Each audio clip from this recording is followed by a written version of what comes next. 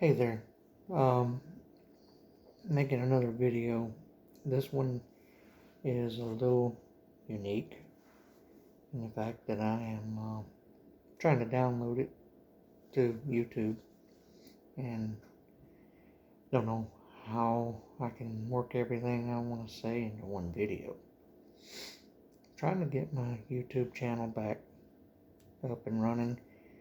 I did some stupid videos back whenever it was like 2011 or whatever, and they basically were just meant for me to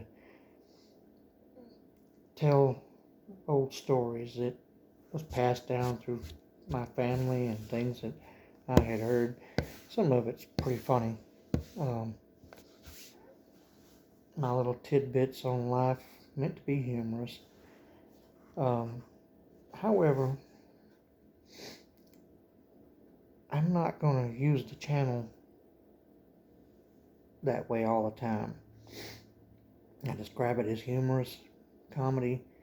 Every now and then I want to take a minute to make a serious note. The world as we know it is getting real crazy. You're going to see me roll my eyes. You're going to see me look around in the room and what have you. Don't have that professional demeanor. My grammar's not so good. Not no professional in no means. Not trying to be. But things as we view them today have gotten really skewed.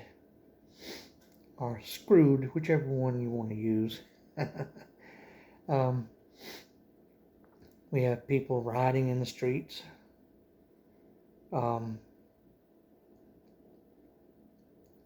Police violence is a real deal. It's not something that's unique. It hasn't been for a long time.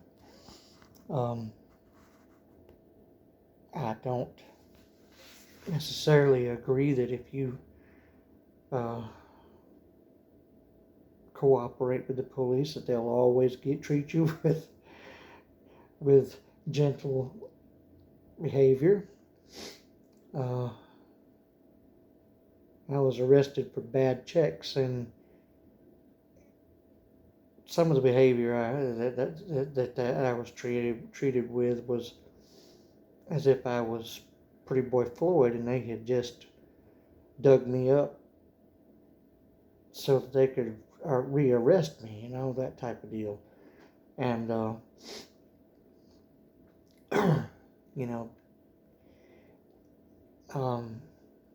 when 12 police cars ride by while you're sitting in the back of the police car to look at you, you gotta wonder, all I did was pass a bad check, come on. Why so many cops gotta ride by here and look at me? And it was obvious they were riding by to see me. I mean, check rider on parade. I mean, was I the first one ever caught there? I mean, when I went to this town, I ended up finding the greatest detective there, and he was working at Radio Shack. And this has been a long time ago, this was 1993. I think giving criminals the right to vote is the biggest mistake we've ever made. Speaking as a former criminal, one who never did anything before other than what vagrancy and broken windshield on my vehicle,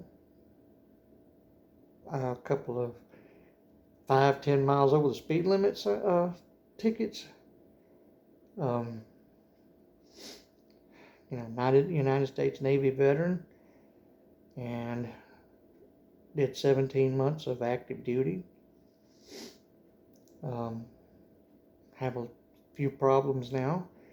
One proving that I was actually in the United States Navy active duty was a big hurdle. And then now proving that I was actually on what is called sea duty for CB. I was on deployment. I joined up with my battalion not long after they first got there. And then after that, I did the time in Okinawa, and at the end of that, we ended up going to Desert Storm, spent about 3 months there, which was in Bahrain, and then from there we went back to home port, and I was with them for about 2 or 3 months. I don't remember. I think it was 3 months, closer to 3 months, in Puerto Rico.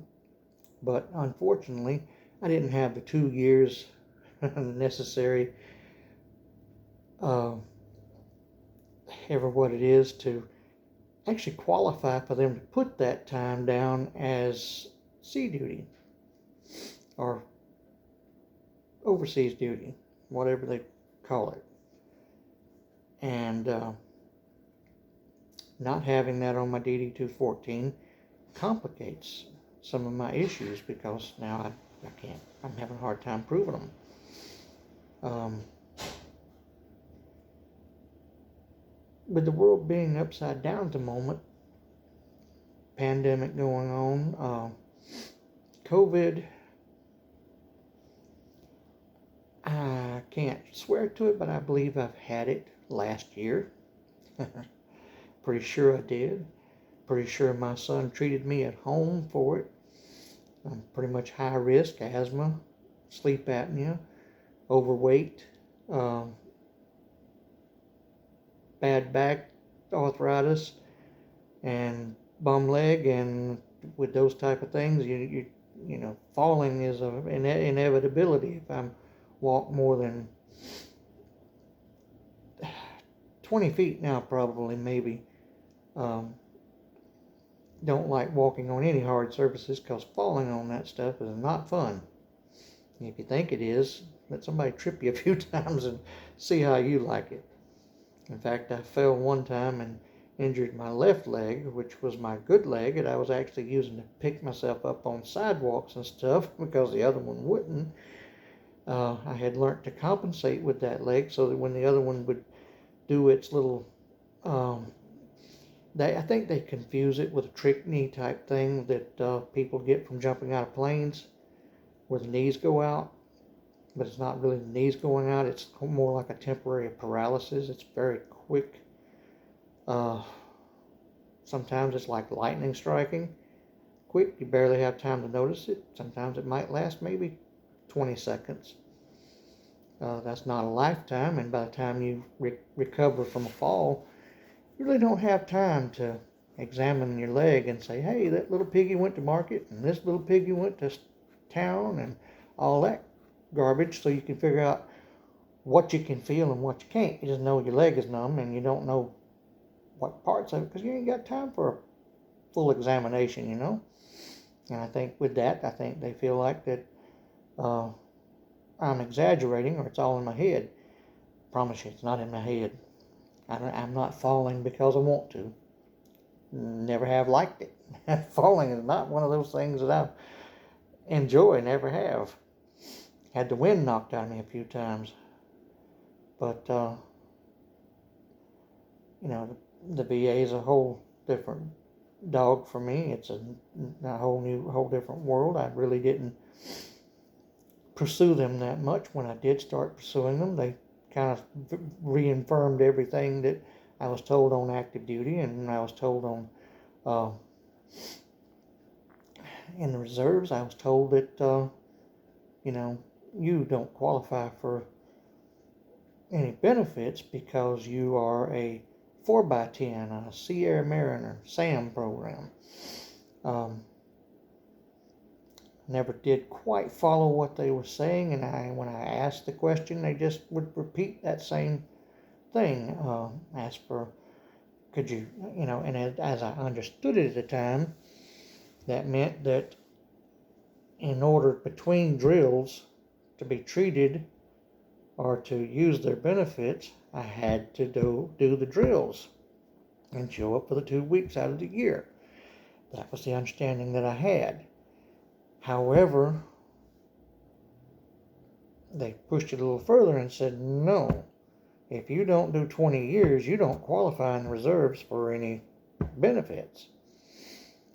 And then I found out after I started falling and started having some more severe PTSD episodes that having been in Bahrain seemed to might have changed that, because it was technically classified as a hot zone from that point where we arrived there in 1990 until that was over with. That's according to their handbook. Proving I was there. They don't seem to acknowledge it because it's not on that DD-214. I think there should be a spot on that DD-214, or should have been a spot, and it may be now, to where they, not qualified for this, but did do this time in this location. Instead of just saying, oh, well, you didn't qualify for us to acknowledge it. That's total BS. If you were there 2 days, they should acknowledge it. Oh, well, you're there 90 days. No, if you were there a week, if you were there for a day, if you were there for 2 hours sitting on an airplane, you should qualify. Because look at this pandemic. These guys are sitting in planes right now in Germany or somewhere like that, waiting, and they got to get different people to get on the plane with them while they change attendants, fuel it up, or what have you. That time should be documented. It should be documented on their record so that it could be pulled up and say, hey, you know what? They might have caught SARS disease while they were there. Or, some attendant might have got on that flight while they were there. Or they might have sat in the airport there and caught it. That's not fair to the veterans. To say, oh, well, you didn't qualify for us to acknowledge this because you didn't do so many hours of it. That's total BS. Oh, well, now you got to dig up 100 witnesses to prove that you actually were on that flight. Well, you might be on that flight by yourself and not anybody on it. Total BS in my opinion. But, that's just me. My PTSD, I didn't even know what it was until it was mentioned to me once when I first put in a claim back in around 2000, 2002, somewhere around in there. And everything that was on that claim is on the claim I got now, plus some.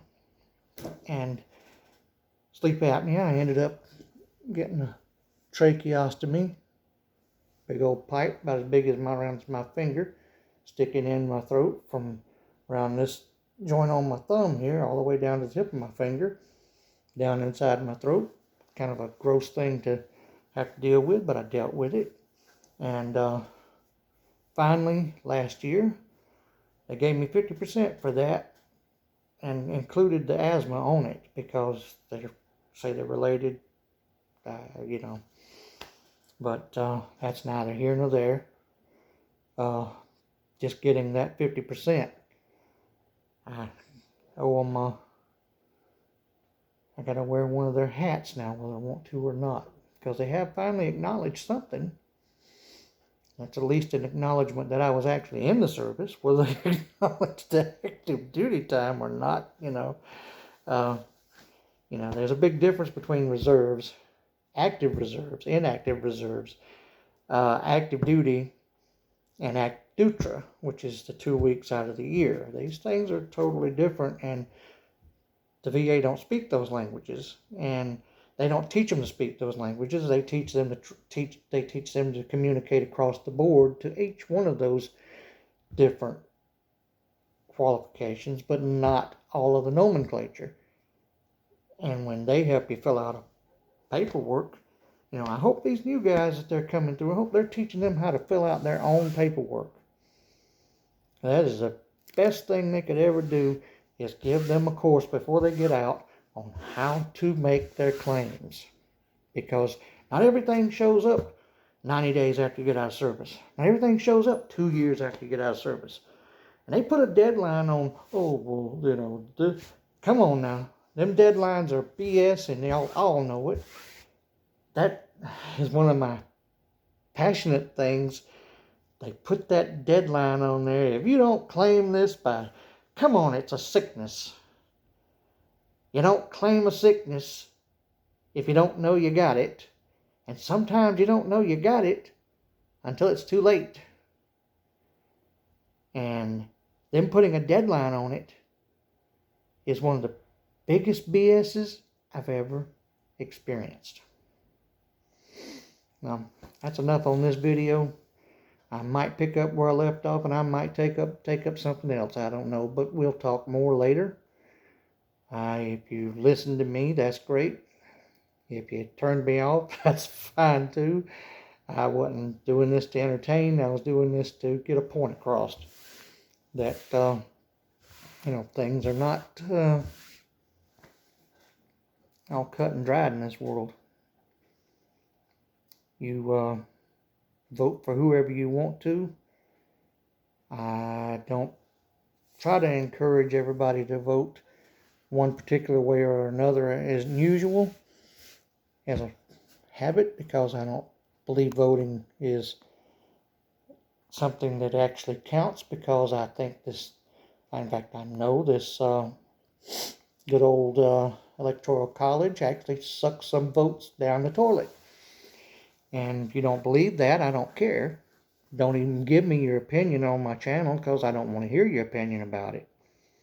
The facts are there. I mean, you either got 12 sticks of bubble gum or you don't.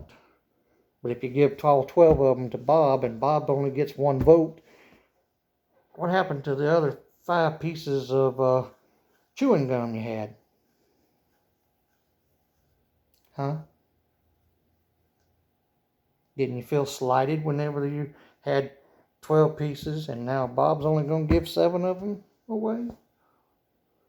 That's what it boils down to. All those people who voted in a different way no longer count. Because Bob gets to take all them votes that was popular, all them more votes up. Instead of somebody saying, hey, you know what? We had 150 votes here that didn't get counted because Bob took all them and ran with them. Bob's at electoral college. He's got to represent that one vote. And that one vote says that them other people didn't exist. If you think I'm lying to you, read up on the electoral college. Discover this for yourself. It is true. It's a lie they tell you so that they can get rid of those votes that they don't want to use. It cancels out some of your other votes when you do. If you don't vote straight ticket, your vote won't probably just about doesn't count anyway. And that straight ticket, when I say that, I mean if you don't vote for a Democrat all the way down the line, and you happen to like one Republican that's going to do more for your community, well, you just messed yourself out of the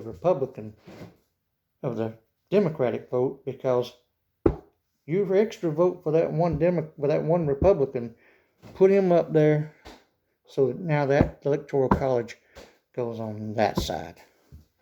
So what was the point in voting? If you wanted to vote for president and you get there and you vote for him, don't count now, because you throw them Republicans up there, or vice versa. I'm not a Republican or a Democrat. I think they need to do away with both parties because they divide us. Every year it's a big scandal, a bunch of junk, and they pit people against each other. Oh, you vote for this one, you vote for that one. No, you don't know what you're talking about. Well, you know what? None of you know what you're talking about. And the idiots that's pulling the strings need to quit listening to them.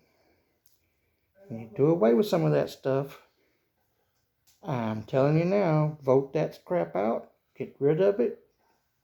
Stand up to these people. Put in a petition. Fire this bunch of people that's sitting up there for 50 years. Put an age limit and some term limits on them. That should not be a career. President, needs a little more time. He has the hardest job. He needs a little more time. He needs actual 6-year term.